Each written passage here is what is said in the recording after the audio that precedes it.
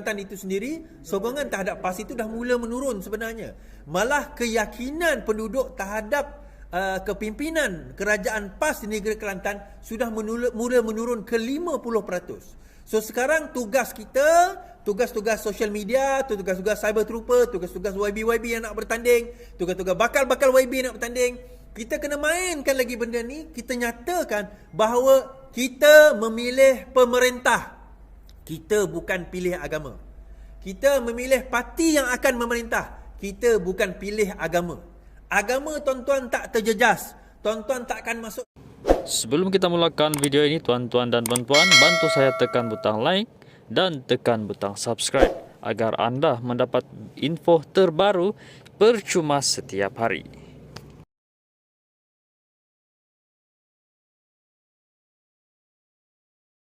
Suara okey. Check 1 2 3. Assalamualaikum warahmatullahi wabarakatuh. Selamat sejahtera, selamat malam. Salam reformasi, salam perjuangan saya ucapkan kepada tuan-tuan dan puan-puan. Alhamdulillah. Terima kasih kerana terus bersama saya pada malam ini dalam rancangan kita, di live kita di YouTube, Facebook dan juga di TikTok. Terima kasih. Yang best tuan-tuan, saya nak cerita, geng-geng PN dah panas sekarang ni dengan penekanan kita terhadap pendehakaan mereka. Dan rakyat mula sedar apa yang saya lakukan dulu adalah untuk menentang penderhakaan PN pada waktu itu. Kerajaan gagal, Perikatan Nasional pada waktu itu yang saya buat. Yang saya berjaya gegarkan Malaysia, tuan-tuan. Terima kasih kerana bangkitkan kembali video-video lama saya, di mana itulah apa tujuan saya menggegarkan Malaysia pada waktu itu, iaitu nak kejutkan negara bahawa kita ada pengkhianat sebenar yang menutup negara, tak nak buka parlimen. Sekarang ni rakyat mula sedar dah, tuan-tuan. Mereka lah pengkhianat sebenar. Baik, malam ni kita akan berbicara beberapa perkara. Yang pertama mengenai Sanusi minta maaf. Azlina kata, tiada maaf bagimu. Yang kedua, cerita perendahkaan PN kepada Sultan. Kemudian cerita Starlink. Starlink itu apa? Kenapa benda itu penting? Yang Elon Musk bawa tu, dan kenapa Fahmi Fazil ada kat situ, dan kenapa adanya Fahmi Fazil kat situ sebenarnya sangat penting, tapi orang tak highlight sangat. Dan sokongan kata PAS di Kelantan merosot, kata Rafizi. Baik, saya akan mulakan dengan satu kenyataan dahulu, dan juga satu berita daripada Kedah. Menurut KDN, Menteri KDN, bahawa sekarang ini jap saya ubah ni lah. Sekarang ini apa orang kata, ada masalah sedikit dihadapi oleh ni apa nama, Sanusi, kerana ada berlaku penyelewengan duit yang melibatkan dana 1.6 bilion. Sebelum itu, tuan-tuan, alright, thank you, kawan saya datang ni. Okey, gabungan PHBN Selangor umum 5 atau 26 Julai ini. Baik, kita dengar baca. Shah Alam, gabungan Pakatan Harapan dan Barisan Nasional Selangor dijangka akan mengumumkan calon mereka seawal dan tawaran manifesto pada 25 dan 26 Julai ini, kata Menteri Besar Datuk Seri Amiruddin Amiruddin dan juga pengerusi PH Selangor berkata setakat ini senarai nama calon atau kedua-dua gabungan itu masih dalam perbincangan dan dijangka dapat diputuskan beberapa hari. Cuba tengok YouTube dia, okey tak sound dia? Penamaan calon ialah pada 29 Julai ini. Yang penting kami sepakat kebolehmenangan sebagai formula asas untuk meletakkan calon ini hatta dalam bab agihan kerusi, katanya. Dalam pada itu, Amiruddin juga memberi jaminan bahawa tidak akan ada pertemuan kerusi antara PH dan BN dalam satu kerusi Dewan Undangan Negeri. Jadi kita dapat bahawa kerajaan negeri sudah pun bersetuju pembahagian daripada segi jumlah kerusi dan sebagainya di antara BN dan juga Pakatan Harapan sudah pun difinaliskan dan akan diumumkan tidak lama lagi, dan insya-Allah calon-calonnya juga akan diumumkan tidak lama lagi. So kita menjangkakan 3 hari atau 4 hari sebelum orang kata pilihan raya negeri berlaku, maka pengumuman itu juga akan berlaku. Kita jangkakan juga negeri-negeri lain akan menyusul. So daripada segi sokongan di negeri seperti Selangor, sokongan itu insya-Allah kita tidak ada masalah. Daripada segi sokongan kita tidak ada masalah yang terlalu besar, bukan kata nak selesa pun tidak. Negeri Sembilan ni pun insya-Allah tak ada isu. Penang pun insya-Allah tidak ada isu menurut dapatan yang terkini. Namun begitu, agak menarik apa yang akan berlaku di negeri Kelantan, tuan-tuan. So, apa yang berlaku di negeri Kelantan? Baik, saya share berkenaan dengan apa yang berlaku di negeri Kelantan menurut dapatan daripada Rafizi Ramli. Rafizi dakwa sokongan rakyat Kelantan pada PAS merosot. Okey. Pasir Putih, timbalan Presiden PKR Rafizi Ramli mendedahkan sokongan rakyat Kelantan terhadap pentadbiran PAS di negeri ini semakin merosot dan berada pada paras 50% sahaja. Beliau berkata maklumat tersebut berpandukan data-data yang diperolehi sejak tahun 2016 lalu sehingga kini. Ini kali pertama tahap kepuasan rakyat Kelantan jatuh di bawah 50%. Thank you TikTokers dan cyber trooper kita mendedahkan kepincangan yang berlaku di dalam pemerintahan negeri Kelantan yang amat teruk sehingga menyebabkan rakyat Kelantan mulai sedar. Katanya kepada pemerintah setelah menyampaikan ceramah jelajah madani di Dewan Undangan Negeri Limbongan di sini pada hari Sabtu. Menurut beliau, situasi tersebut memberi isyarat perubahan boleh berlaku di negeri ini jika gabungan PH dan BN bekerja keras pada pilihan raya negeri pada 12 Ogos ini. Ujarnya oleh itu kerajaan perpaduan perlu mengekalkan momentum kempen yang baik sepanjang tempoh piaran ini. Rafizi memberitahu selepas ini beliau akan terus turun berkempen membantu kemenangan calon di negeri PHBN di Kelantan, insya-Allah. So daripada dapatan ini tuan-tuan, kita bahawa kita dah mula nampak yang pertama sekali kerisauan PAS. Kita cerita dulu kerisauan PAS. Yang pertama kerisauan PAS adalah jumlah yang akan turun mengundi pada pilihan raya kali ini berada dalam jumlah yang agak rendah. Ini kerana hari raya haji itu dia orang dah balik. Saya akan nak balik balik sekali lagi. Itu yang pertama kerana dia melibatkan kos. Yang kedua dana, daripada segi dana mereka tak ada kelebihan dana sebagaimana mereka ada sebelum ini iaitu mereka ada jutaan ringgit untuk dibelanjakan untuk membawa pengundi balik. Yang ketiga daripada segi sentimen, nampak gayanya kempen antara lain kita membawa naratif bahawa bagaimana anak-anak yang keluar daripada Kelantan sanggup nak membiarkan ibu bapa mereka tinggal di negeri tersebut dalam keadaan tidak terbela nasib mereka. Daripada segi air tidak ada, masalah infrastruktur yang teruk, jalan raya, pekerjaan. Yang ini pengundi-pengundi Kelantan yang tak duduk di Kelantan, dia keluar daripada Kelantan, dia balik, dia undi PAS. Tapi yang mereka tinggalkan adalah kepada apa masalah tu kepada keluarga mereka, adik-beradik mereka, mak ayah mereka yang akan menghadapi situasi tersebut. Ini saya bawa cerita ni tuan-tuan berkenaan dengan apa yang Rafizi cakap. Baik, Rafizi kata untuk selesai masalah di Kelantan ni sebenarnya tak perlu 8 bilion pun.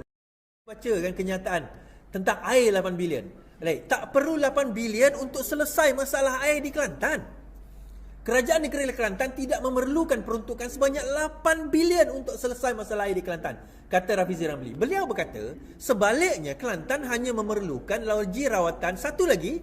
Loji rawatan membabitkan kos hanya lebih kurang 1.5 bilion. Pengeluaran air terawat oleh LRA sedia ada adalah sekitar 500 juta sehari. Permintaan harian air terawat adalah lebih kurang 600 juta liter sehari. Dengan satu tambahan baru LRA yang ada, insya-Allah akan diluluskan, pengeluaran air akan menjadi sekitar 700 juta liter sehari katanya. Okey? Ketika diminta memperincikan permohonan 8 bilion, Rafizi berkata, kerajaan negeri bercadang untuk membina 5 LRA untuk menyelesaikan masalah air.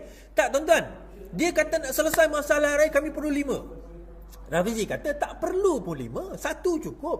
Bila dikira-kira sebenarnya satu. 5 itu 8 bilion dia minta. Rafizi kata tak perlu 5 pun, satu cukup. 1.5 bilion dah cukup dah, dia kata. Dia kata namun begitu Rafizi berkata peruntukan 1.5 bilion tu masih perlu boleh diperhalusi. Sekiranya diluluskan, 1.5 bilion adalah tambahan kepada 500 juta yang diumumkan oleh Perdana Menteri dan 1 bilion oleh Timbalan Perdana Menteri Datuk Zahid sebelum ini, membawa kepada jumlah 3 bilion all together kepada negeri Kelantan sahaja tuan-tuan. Ni saya tak faham lah PAS ni punya style ni macam mana pentadbiran PAS ni. Anak-anak yang berada di negeri Kelantan yang mengundi PAS kononnya nak pahala. Tadi ada yang kata kita Iswardi ni confirm masuk neraka, dia kata confirm masuk neraka. Ni geng-geng pemegang kunci syurga. Aku nak bagi tahu kau orang. Kau orang memanglah pemegang kunci syurga. Tapi masalahnya syurga kau pergi tu, kau pergi kat negeri lain. Engkau tinggalkan mak bapak kau orang duduk dalam neraka dunia. Kan? Tak ada air, kemudian air masalah yang dapat YB kau orang dapat lah, dapat apa orang kata kereta mewah, dapat bonus 10,000. Mak bapak kau orang, adik-beradik kau orang, kau tinggalkan dalam keadaan itu. Korang dia fikir. Tetapi alhamdulillah kalau kita nak cerita bahawa sokongan PAS di dalam negeri Kelantan itu sendiri sebenarnya kalau ikutkan daripada segi sokongan dah mula menurun. Daripada dalam negeri Kelantan itu sendiri, sokongan terhadap PAS itu dah mula menurun sebenarnya. Malah keyakinan penduduk terhadap kepimpinan kerajaan PAS di negeri Kelantan sudah mula menurun ke 50%. So sekarang tugas kita, tugas-tugas social media, tugas-tugas cyber trooper, tugas-tugas YB yang nak bertanding, tugas-tugas bakal YB yang nak bertanding, kita kena mainkan lagi benda ni. Kita nyatakan bahawa kita memilih pemerintah. Kita bukan pilih agama. Kita memilih parti yang akan memerintah. Kita bukan pilih agama. Agama tuan-tuan tak terjejas. Tuan-tuan tak akan masuk neraka kalau undi Pakatan Harapan. Tuan-tuan tak akan masuk neraka pun kalau tuan-tuan undi DAP. Tuan-tuan tak akan masuk neraka pun kalau tuan-tuan undi BN katakan. Tak ada tuan-tuan. Siapa yang boleh claim orang masuk neraka datang jumpa Iswardi. Aku nak tanya, engkau dah jamin ke masuk syurga? Itu soalan saya. Engkau dah jamin ke masuk syurga? Yang ni yang menerakakan orang, dia jamin ke kau masuk syurga? Tak payah nak menerakakan orang kalau jaminan kau orang nak masuk syurga tu pun belum ada jaminannya tuan-tuan.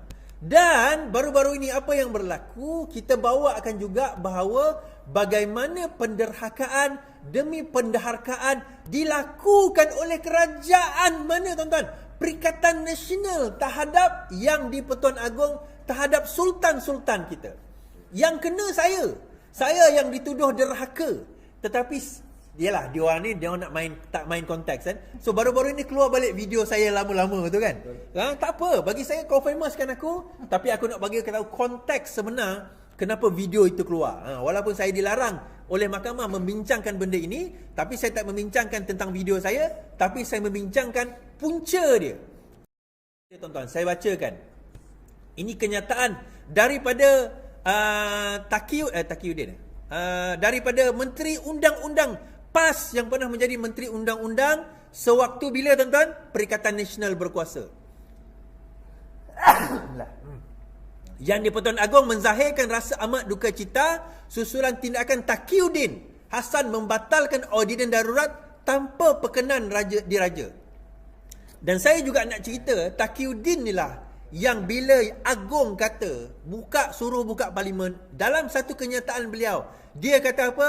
Oh, itu bukan bidang tugas Agong. Itu bukan bidang tugas Agong menentukan nak buka atau tidak parlimen. Itu adalah bidang tugas kabinet yang nak menentukan parlimen itu boleh buka atau tidak.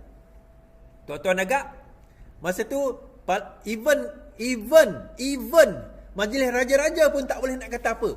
Sehinggalah siapa yang bersuara tuan-tuan? Ya, saya yang dinamakan sebagai Iswardi. Saya yang bersuara pada waktu itu. Antara sebab saya bersuara, sebab ramai sangat rakyat gantung bendera putih kerana apa? Kegagalan kerajaan PAS, kegagalan kerajaan Perikatan Nasional membantu rakyat sehingga ramai yang pada waktu itu menderita, hilang pekerjaan, tak ada punca makanan, tak ada punca pendapatan, sehingga ada yang tak boleh nak bagi makanan kepada anak-anak. Tuan-tuan, ingat tuan-tuan, kita tak makan boleh tahan lagi. Tengok anak kita berlapar, yang itu kita tak tahan tuan-tuan. Tuan-tuan boleh tahan? Tak. Kita juga baca kenyataan daripada siapa tuan-tuan? Baca daripada kenyataan Hadi Awang. Bila dikatakan bahawa Agong mengeluarkan satu kenyataan, Hadi kata apa? Kenyataan Agong satu kenyataan yang tidak qat'i. Qat'i ni maksudnya tetaplah, macam Quran. Tidak jadi kata putus. Memang kita berhak merancang, iaitu menumbangkan kerajaan, dan tiada siapa yang boleh halang kita untuk merancang. Kenyataan daripada Sanusi baru-baru ini juga dia kata apa? Sultan hebat, takkan pilih menteri besar cokia macam Amir itu.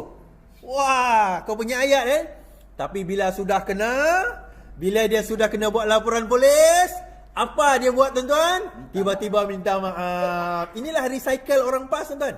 Dia punya recycle, fitnah, kutuk, maki, caci, lepas itu minta maaf tuan-tuan. Kalau hidup boleh minta maaf tak apa. Ditakdirkan saya mati dulu atau orang yang difitnah tu mati dulu, tak sempat minta maaf ya begitu. Macam mana? Ni kita nak cerita. Sanusi mohon ampun pada Sultan Selangor. Dakwa ucapan diputar belit. Poi! Kata. Ucapan apa yang diputar belit, yang kau putar belit tak benda? Apa ucapan kau yang diputar belit? Bang, kalau kau cerita, ni zaman dulu tak ada video, zaman dulu tak ada tak ada orang kat depan mata kita, bolehlah kita nak sembang. Yang ini kita ada video dia tuan-tuan. Kita dengar sendiri dengan telinga. Nak diputar belit apa benda? Tuan-tuan, dia macam ni lah kan. Ni budak jenis, dia punya sembang tu babi boleh terbang Dia punya sembang tu babi boleh terbang. Tapi bila dah ada depan mata dia punya gebang, tak ada. Kan? Kalau kau rasa kau betul apa yang kau pertahankan, kau perjuangkan, kau nak takut apa hal? Hari tu bukan main kau punya sembang Apa dia kata? Tak cukup inci lah, Salo galo lah, Sultan Selangor salah pilih lah. Ni punya sembang Lepas tu apa komplot konon dengan Elizabeth Tan nak menunjukkan dia bukannya kaki liwat lah. Siapa yang sembang macam tu? Kami belum bodoh lagi Kami bukan tak ada telinga lagi Kami ada video itu Tiba-tiba hari ni, maafkan aku setulus hatimu. Menteri Besar Kedah Muhammad Sanusi memohon ampun dan maaf kepada Sultan Selangor berhubung kenyataan baru-baru ini yang didakwa menghina baginda. Pemimpin PAS itu bagaimanapun mendakwa kenyataan diputar belit oleh musuh politiknya. Kenapa tak sebut Iswardi kat situ? Dalam satu kenyataan disiar dalam Facebook, Sanusi berkata permohonan maaf itu disampaikan melalui warkah yang dihantar kepada Istana Selangor dan dibaca oleh baginda semalam. Sebaik mengetahui ucapan saya telah dispin, diputar belit oleh ejen-ejen Pakatan Harapan. Kita ejen. Kita sekarang ejen up dah bukan saya terus dah, ejen dah. Ejen. Naik taraf. Saya telah mengutuskan warkah ke hadapan Duli Sultan Selangor untuk menjelaskan konteks maksud sebenar dan medan yang tersangkut daripada ucapan yang sengaja diputar belit itu. Warkah itu didahului dengan merafak sembah bla bla bla. Malah aku nak baca. Tuan-tuan, apa kata Azlina? Saya nak baca kenyataan Azlina. Azlina kata apa? Okey, sebelum Azlina kata, ni saya nak bawa kenyataan laporan polis yang dibuat oleh Ahli Dewan Diraja Selangor diwakili Tan Sri Amrin Buang, Datuk Emran Kadir, Datuk Muhammad Kusrin Munawi dan Datuk Muhammad Zawawi Saleh terhadap Menteri Besar Kedah Datuk Seri Muhammad Sanusi yang didakwa mengeluarkan kenyataan yang menghina Sultan Selangor di Balai Polis Seksyen 6 Shah Alam. Baik. Apa kenyataan apa orang kata yang ditulis yang dibalas oleh Menteri Undang-Undang kita tuan-tuan. Apa kata Menteri Undang-Undang? Permohonan maaf tidak selesaikan kesalahan hina raja, Azalina kata. Jangan kau ingat kau boleh minta maaf kau lepas. Aku pun tengah bicara sekarang ni Kau ingat kau seorang boleh lepas. Baik, tak selesai tuan-tuan. Takbir. Tuan-tuan, kita kena ingat Nusi kena ingat perempuan tak pernah salah. Ingat tu, perempuan tak pernah salah. Kau jangan. Baik tuan-tuan, ini yang dia kena. Ini kena sekarang ini dan dia akan kena. Cuma persoalan dia, kalau dia kena ini, adakah PAS akan meletakkan dia sebagai calon selepas ini? Itu persoalan. Adakah PAS akan meletakkan calon selepas ini? Ditambah pula dengan skandal baru. Terlalu banyak skandal ini tuan-tuan. Saya baca dokumen yang disebarkan oleh Malaysia Forward. Saya bawa dokumen yang disebarkan oleh Malaysia Forward. Baru-baru ini mendedahkan juga Sanusi juga terlibat dengan persokongan bagi mendapatkan PAS lawatan ikhtisas bagi tenaga kerja teknikal, pengurusan dan profesional daripada China untuk kerja-kerja penjelajahan dan penyediaan awal pemasangan infrastruktur galian mineral di negeri Kedah, REE. Dia nak bawa pekerja daripada China datang ke Malaysia minta PAS. Dia minta kat siapa pada masa itu? Hamzah Zainuddin dia minta tuan-tuan. Kita kena ingat apa yang berlaku dekat Kedah. 52 lelaki ditahan teroka Nadir Bumi secara haram di Kedah, termasuk di tempat di mana Dun beliau sedang di mana beliau menjadi adun di DUN tersebut. Kita kena ingat juga, kenyataan Fadilah mengatakan 60 lombong haram dikesan di mana majoritinya berada di dalam negeri Kedah. Lombong apa? Lombong REE. Dalam satu kenyataan lain, lombong haram macam kubu perang dekat Kedah, dekat Sik Kedah tuan-tuan, macam kubu perang. Inilah dia kononnya bangsa dan negara, tetapi dia dok tuduh abang dia pergi lawan dengan you tuan-tuan. You lah sangat. UNI. Rumah juta-juta. Sekarang pergi siasat. Rumah juta-juta itu datang daripada mana? Adakah datang daripada tempat sesuatu? Adakah datang daripada projek-projek tertentu? Adakah ini juga yang saya nak bawa juga tuan-tuan? Malam ini Sanusi lagi banyak cerita. Banyak betul cerita Sanusi ni tuan-tuan. Cerita apa cerita Sanusi? Ni saya nak bawa kenyataan yang dikeluarkan oleh Menteri KDN berkenaan dengan Sanusi. Okey. Saya nak buat cerita ni, Menteri KDN kata apa? Okey, kita mainkan kenyataan ini. Sekejap. Sebelum itu, ada satu kenyataan saya akan dedahkan. Menteri KDN kata, share dulu. Okey, saya keluarkan. Ya, saya akan mulai hari ini akan mula mendedahkan satu persatu. Saya politik pun lama, belum pernah jumpa lagi watak macam ini. Belum pernah. Ini watak yang luar biasa. Ya, barangkali beliau terbawa-bawa kerana dikatakan beliau sangat popular. Orang Kedah suka. Jadi membawa pada tahap bahawa dia percaya he can do no wrong. Ya, dia dah sampai tahap itu. Ya, naik saja pentas politik, tak langsung mempamerkan akhlak seorang Muslim. Tak ada langsung. Saya fikir dia perlu tumpukan kepada menguruskan negeri sebelum ini. Ya, saya akan mulai hari ini akan mula mendedahkan satu persatu. Tapi saya tidak akan menyerang peribadi dia. Saya akan sebut bagaimana lemahnya pengurusan keuangan kerajaan negeri Kedah. Misalnya, ya, lemahnya tahap mana? Lemah sehingga peruntukan duit maris yang sepatutnya mengikut perlembagaan dan mengikut undang-undang hanya boleh menjalankan aktiviti menyelenggara jalan raya seluruh negeri Kedah. Nilai jumlahnya 1.6 bilion. Tapi apa yang Menteri Besar Sanusi buat? Ya, dia gunakan duit maris itu untuk tujuan pembangunan yang menyalahi semua tata kelola kewangan kerajaan, yang bercanggah dengan maksud duit maris itu seperti mana yang dinyatakan dalam Perlembagaan Persekutuan, sebab dia pemberian wajib kerajaan persekutuan. Dan akibatnya audit negara, ketua audit negara menegur kecacatan dari segi pengurusan kewangan. Ya, dan biasanya negeri yang mengamalkan perkara seperti ini adalah kerana kutipan hasilnya sangat kecil. Ya, kutipan hasil kecil kerana dia bermain politik, dia tak memerintah negeri. Ya, dia bermain politik. Jadi hasilnya sekitar 470-an juta. Ya, tapi bila dia menerima dana maris peruntukan tetap mengikut perlembagaan oleh kerajaan persekutuan yang berjumlah 1.6 bilion, dia malah menggunakan sebahagian duit itu untuk tujuan pembangunan. Sepatutnya penyelenggaraan jalan raya. Ya, dan kerana itu ketua audit negara tegur. Kalau dari segi pentadbiran kewangan, pegawai kerajaan patut dikenakan surcharge. Ya, dan kerana itu dia telah meminta dengan Menteri Kewangan supaya kerajaan Kedah dibenarkan untuk memindahkan duit maris kepada akaun pembangunan.